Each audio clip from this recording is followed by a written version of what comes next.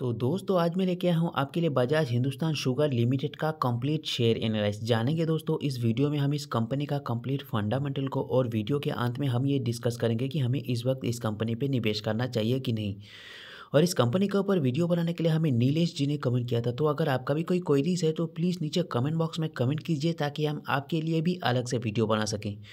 और अगर दोस्तों आपके पास भी ट्रेडिंग करने के लिए डिमांड अकाउंट है तो वीडियो के नीचे डिस्क्रिप्शन पे मैंने लिंक दे दिया है जिससे आप ग्रो जैसे बड़े प्लेटफॉर्म में फ्री में अपना ट्रेडिंग अकाउंट ओपन कर सकते हैं। और वीडियो के नीचे डिस्क्रिप्शन पे दिए गए लिंक को यूज़ करके अगर आप ग्रो में अकाउंट ओपन करते हैं तो जैसे ही आपका अकाउंट एक्टिवेट हो जाएगा आपको 100 रुपीज़ का बोनस मिलेगा ग्रो की तरफ से, जिसका आप चाहे तो शेयर भी बाय कर सकते हैं, चाहे तो उसे अपनी बैंक अकाउंट में भी ट्रांसफर कर सकते हैं।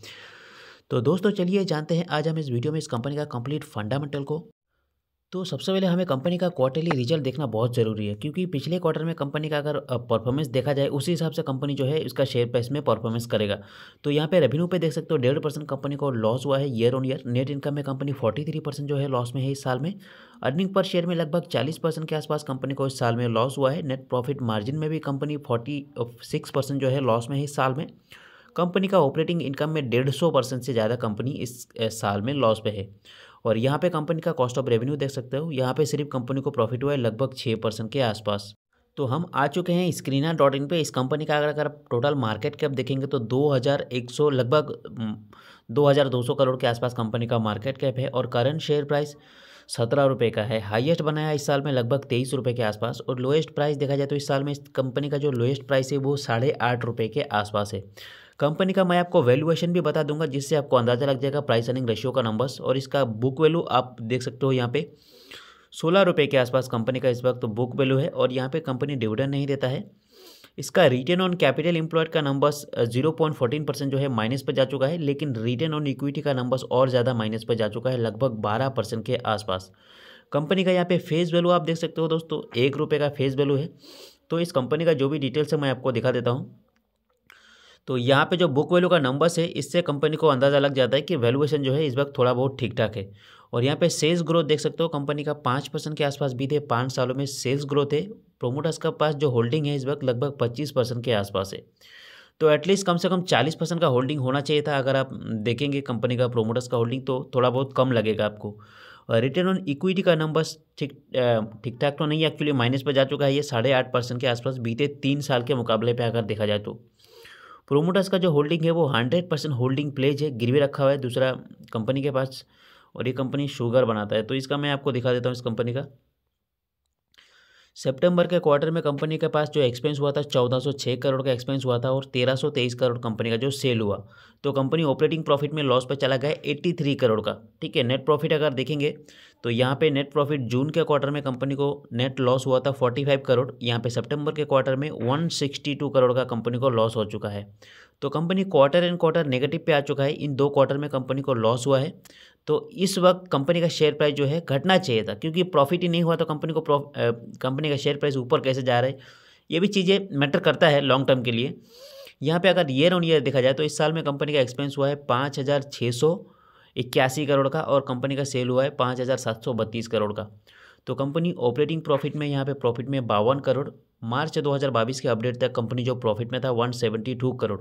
यहाँ पे अगर लॉन्ग टर्म देखेंगे कंपनी का तो लॉन्ग टर्म में कंपनी का जो है यहाँ पे बहुत अच्छा था। बट यहाँ पे अगर देखेंगे इस टाइम पे तो कंपनी का जो प्रॉफिट है वो धीरे धीरे घटता ही जा रहा है। ठीक है, ईयर ऑन ईयर। तो यहाँ पे ये घटते जैसे घटता जाएगा तो यहाँ पे कंपनी रिटेल इन्वेस्टर के लिए यहाँ पे नेगेटिव बन जाता है। तो यहाँ पे क्या मौका आना चाहिए कि जैसे जैसे शेयर प्राइस जैसे जैसे कंपनी का जो है प्रॉफिट घट रहा है तो कंपनी का शेयर प्राइस भी घटना चाहिए ताकि लोग यहाँ पे बाय कर सके। लेकिन इसका उल्टा हो रहा है, इसका शेयर प्राइस ऊपर जा रहा है। कंपनी का फंडामेंटल बिगड़ रहा है तो शेयर प्राइस ऊपर जा रहा है। तो यहाँ पे नेट प्रॉफिट देख सकते हो ईयर ऑन ईयर 268 करोड़ पिछले साल में कंपनी लॉस पे था। यहाँ पे 312 करोड़ कंपनी का जो नेट लॉस हो चुका है। तो जिसके कारण यहाँ पे कंपनी का सेल्स ग्रोथ भी घट चुका है इस वक्त और कंपनी का प्रॉफिट ग्रोथ भी घट चुका है। और रिटर्न ऑन इक्विटी भी माइनस पे है। यहाँ पे सिर्फ CAGR थोड़ा बहुत ठीक ठाक है। तो इस कंपनी का एक बार शेयर होल्डिंग पैटर्न भी हम लोग देख लेते हैं। तो यहाँ पे शुरुआत से देखना पड़ेगा। यहाँ पे आप देख सकते हो डोमेस्टिक इन्वेस्टर के पास लगभग 45% के आसपास होल्डिंग था। पब्लिक के पास 37 का होल्डिंग हुआ करता था। और यहाँ पे FIs के पास 3.5% के आसपास 15% जो होल्डिंग है यहाँ पे लगभग प्रोमोटर्स के पास हुआ करता था। तो यहाँ पे 15% का होल्डिंग भी ठीक ठाक था, क्योंकि यहाँ पे FIs जो है इसके पास बहुत अच्छा खासा स्टेक था, तो ये भी एक प्रोमोटर्स की तरह काम करता है।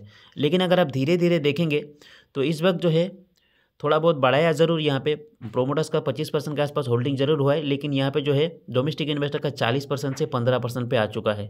तो ये चीज़ें नेगेटिव है, क्योंकि ये धीरे धीरे जो है पब्लिक को स्टेक बेच रहा है। तो जब तक ये चीज़ें पॉजिटिव में नहीं बदल जाता है, जब तक ये FIIs DILs और प्रोमोटर्स जब तक ज़्यादातर होल्डिंग्स नहीं बाय करता है, तब तक इसमें थोड़ा सा रिस्क आता रहेगा। ये चीज़ भी आपकी दिमाग में होनी चाहिए, क्योंकि यहाँ पे अगर यहाँ पे 15% का होल्डिंग प्रोमोटर्स के है, तो यहाँ पे 15% और यहाँ पे 24%, दोनों मिला के 40% होता है। इसका कम से कम प्रोमोटर्स के पास ही 40% का होल्डिंग होना चाहिए था।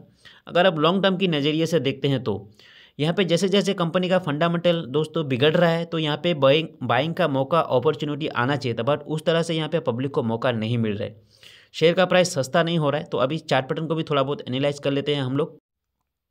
तो यहाँ पे फ्राइडे के दिन कंपनी आधा % का अपर सर्किट दिया है, अपर सर्किट नहीं है, रिटर्न दिया है 8.5%। इस हफ्ते में बीते 5 दिनों में 5 ट्रेडिंग डेज में आपका कंपनी ने रिटर्न दिया है 8.5% का। इस एक महीने के अंदर देख सकते हो आप 53% का रिटर्न दिया है कंपनी ने।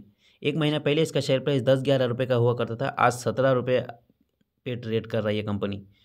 तो यहाँ पे 1 ईयर का चार्ट पैटर्न देख लेते हैं। ये कंपनी जो है लगभग 14% के आसपास कंपनी रिटर्न दिया है एक साल में। मैक्स 5 ईयर का देखा जाए तो यहाँ पे रिटर्न जो है 0 हो चुका है। मैक्स टू मैक्स अगर देखेंगे तो मैक्स टू मैक्स कंपनी 150% के आसपास रिटर्न दे चुका है। एक ज़माने में इसका शेयर प्राइस कितना आपका यहाँ पे देख सकते हो 2006 के आसपास 450 रुपये का ये शेयर प्राइस हुआ करता था। बट कुछ वीडियोस में हमें बताया जाता है कि इसका जो है 450 रुपये इसका शेयर प्राइस है, तो अभी गिर के आपको 2 रुपये में मिल रहा है। तो इसका जो शेयर प्राइस है फिर से 450 रुपये जाने वाला है, जाएगा, जा सकता है, कोई गारंटी नहीं है। लेकिन इसका अगर आपको सही समय भी आना ज़रूरी है, ठीक है। एक तो इसका कंपनी का फिलहाल देखा जाए तो, क्योंकि शुगर फैक्ट्री में भी आप अगर देखेंगे तो गवर्नमेंट ने काफ़ी सारे रूल रेगुलेशन इन कंपनियों के ऊपर बढ़ा दिया, जिसके कारण शुगर फैक्ट्री भी इस वक्त बहुत ज़्यादा ग्रो नहीं कर पा रहा है। कुछ कभी कभी न्यूज़ आ जाता है जिसके कारण शुगर फैक्ट्रियों में एक अप ट्रेंड, एक तेज़ी आ जाता है।